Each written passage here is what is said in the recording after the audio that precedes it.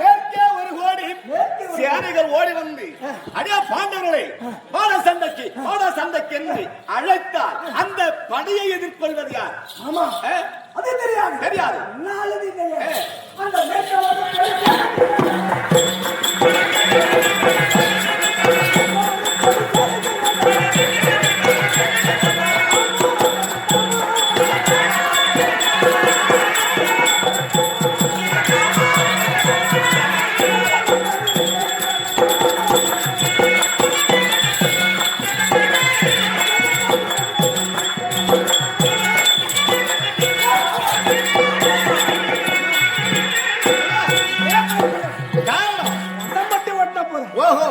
என் தம்பி மேற்கு திசையில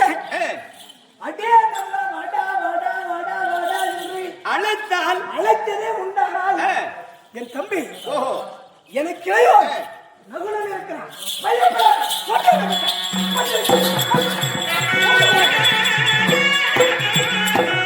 அப்படி மேற்கே ஒரு கோடி சேனைகள் ஓடி வந்து அடிய நகுலா ஓடிவா சண்டைக்கு எதிர்கொண்டு அழைத்தால் அந்த சேனையை உன் தம்பி நகுலன் எதிர்கொள்வார்.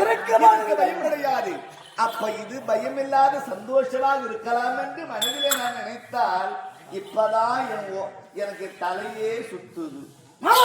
அப்படி தலையை சுத்துகிறது வடக்கே நோக்கி தலையை வைத்து பார்த்தால் இந்த பூமியே அதிர்கிறது. அதற்குரிய சத்தத்தை என் ஞானத்தால் அள்ளி பார்த்தால் அந்த வடக்கே ஒரு கோடி சேனைகள்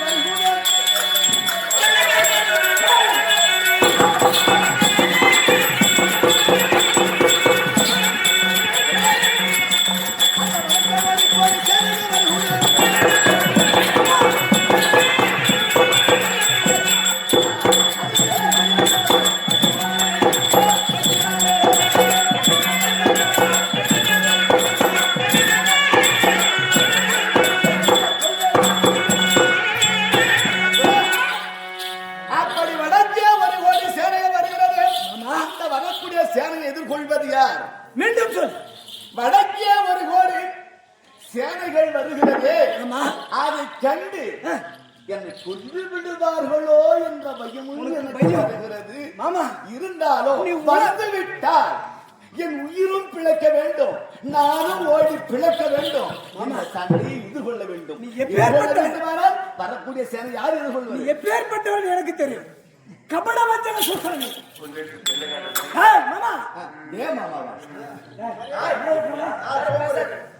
மரியாதை நான் கேட்டு வாங்கல. என்ன சொன்ன? வடக்கே ஒரு கோடி சேனைகள் வருகிறது.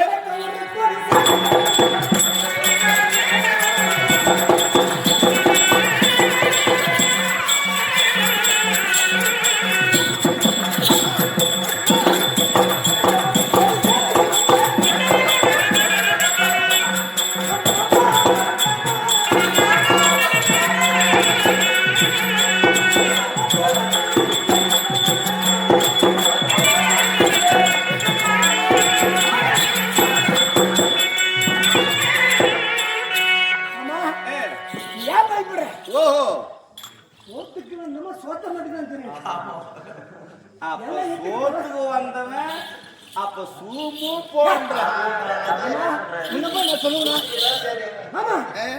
வடக்கு ஒரு கோடி வடக்கு திசையிலே ஒரு கோடி சேனைகள் வந்தது. ஆனால் அடியே அத்துணா வாடா சண்டைக்கு என்று சொல்லுதே உண்டானா இந்த காண்டிவன் பர்குணர் இருக்க இந்த பாஜார் தேரிடத்தை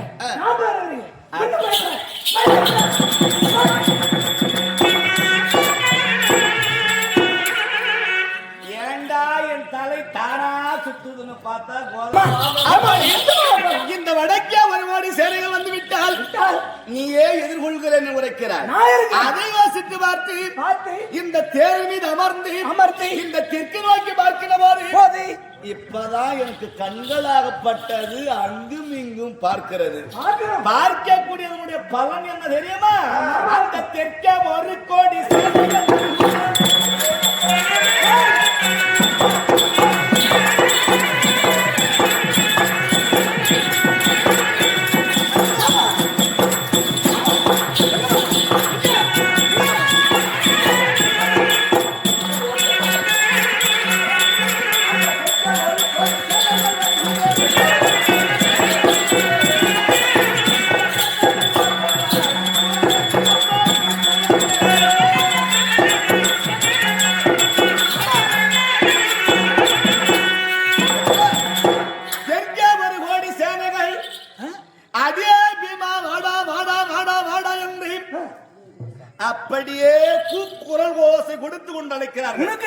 ஆமா. எனக்கு வரலையா? என்னது? எனக்கே கேட்கிறேன். மாமா, குடிமச்சினுக்கிறவனுக்கும் அந்த பிரச்சனை, குடிமொய்க்காதவனுக்கும். ஹாய் மாமா. அந்த தெற்கே ஒரு கோடி சேனைகள் வருகிறது. அந்த சேனை எதிர்கொள்வது யார்? ஆமா ஆ, ஆமா, ஆ. இந்த தெற்கு ஒரு கோடி சேனைகள் வருகிறது. அதுக்கு என்ன செய்யப்படுகிறது? என்ன செய்யணும்? அந்த தெற்கு ஒரு கோடி சேனைகள்.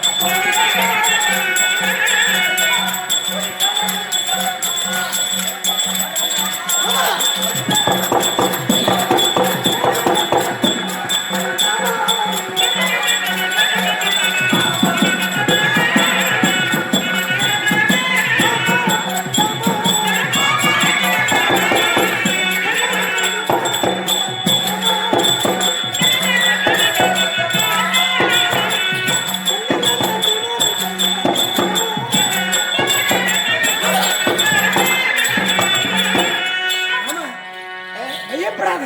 ஓஹோ, போக வேண்டுமானா போக வேண்டுமேயானால் இருக்கிறது சேர ரத்த திருப்பி நிறுத்திட்டு ஆ, போகலான்னு சொல்றேன்ல. ஆமா. என் அண்ணா ஆ. தருமன கிளையோ ஆ. யாரு கதை அந்த மனவிமன் இருக்கேன். ஓஹோ.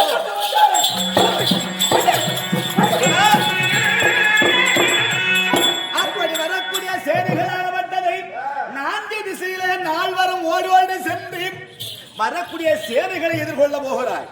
4 திக்கு 4 பக்கம் இருக்கிறேன். முக்கிய பையோ அப்ப 4 திசையிலே 4 தாய்.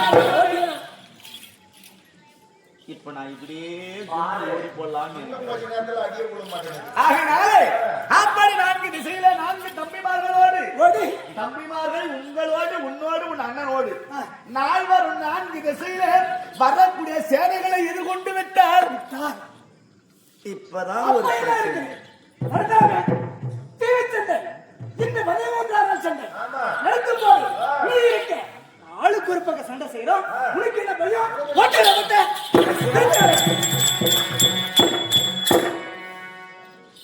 இந்த 4 திசையிலே நால்வரோடு பிரிகின்ற போது அந்த தரணியில் தர்மாரும் தனியாக நின்றார்.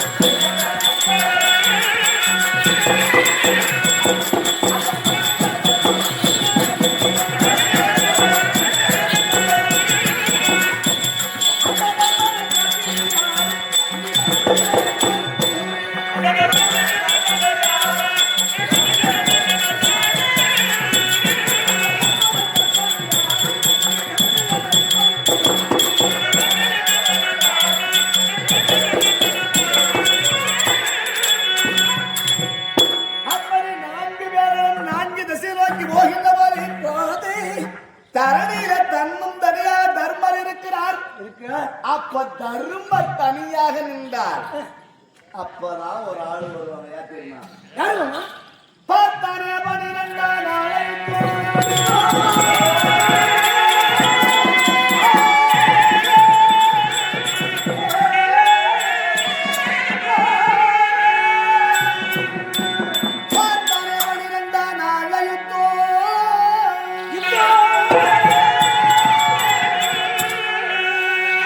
அந்த வெற்றி மேட்டனை உழைத்த துளாச்சாரி விரிதமுன தர்ம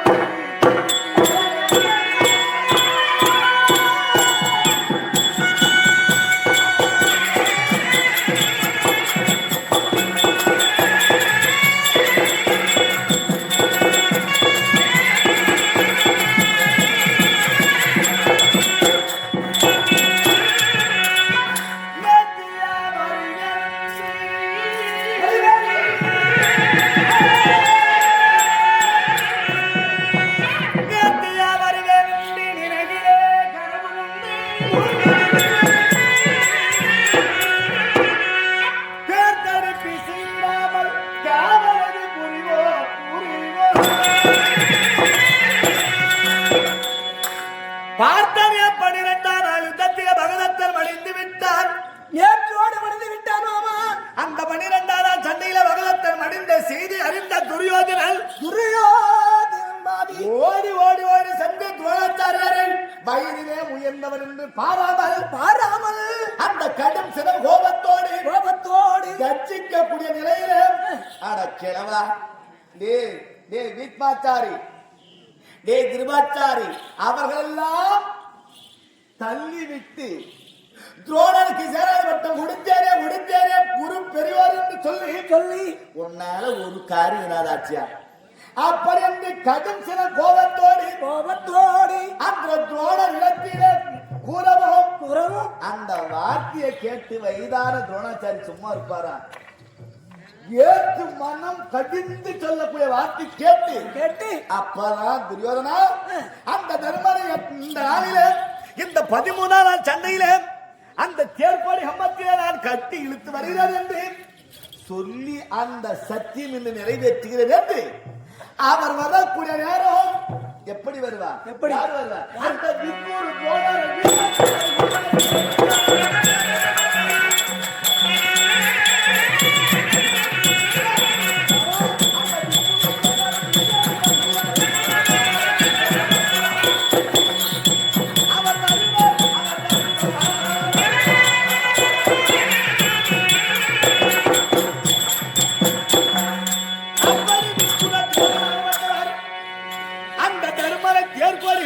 கட்டி இழுத்து வருகிறேன் சொல்லிய சத்தியத்தை நிறைவேற்ற வேண்டும் என்று ஓடி வந்து விட்டார். இந்த தன்னும் தனியாக இருக்கக்கூடிய தர்மரை யார் ஓடி வந்து காப்பாற்ற முடியும்? யார் காப்பாற்றுவது? இதற்கு ஒரு வழி சொன்னார்.